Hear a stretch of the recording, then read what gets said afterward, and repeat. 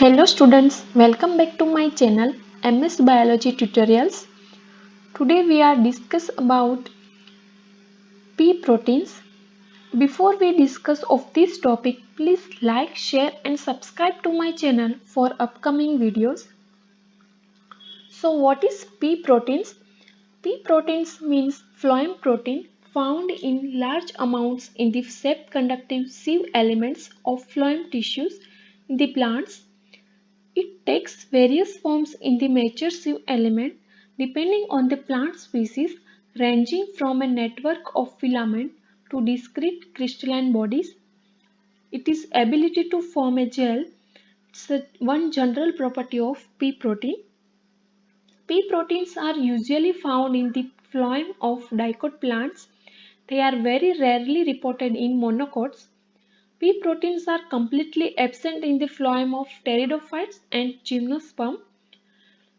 Pea proteins can exist in the sieve tubes as a tubular, globular, fibrillar, granular and crystalline forms.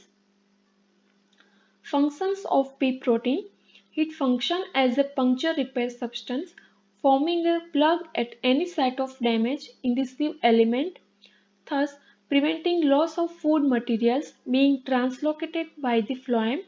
It acts as a puncture repair substance of the phloem. They can plug the sieve tube during the phloem injuries or abscission of organs. Thus, they prevent the loss of food materials through the wound. The types of pea proteins. On the basis of final organization in the sieve tubes, the pea proteins have been divided into two categories. First one is the non-dispersive pea proteins and second one is dispersive pea proteins. This both type we discuss in details. First one, non-dispersive pea proteins. These type proteins are formed during the early developmental stages of sieve tubes. Once the sieve tube elements is matured, the non-dispersive pea proteins are converted into large visible globular bodies and they stay inside the sieve tubes. About 10% of dicot plants of angiosperm possess non-dispersive pea proteins. While in dispersive pea proteins, similar to non-dispersive pea proteins, the dispersive pea proteins are also formed during the early developmental stages of sieve tubes, but unlike the non-dispersive type, it converted into long fine filaments and dispersed in the lumen of sieve tubes. About 90% of the dicots of angiosperms possess dispersive pea proteins. So this table showing the difference between non-dispersive and dispersive pea proteins. This table is just for students as a key for the easily remember. So here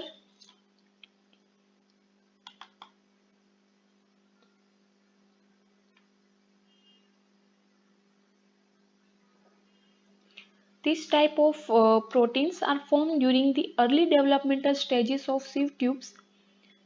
While in dispersive pea proteins, same as non-dispersive pea proteins, it also formed during the early developmental stages of sieve tubes.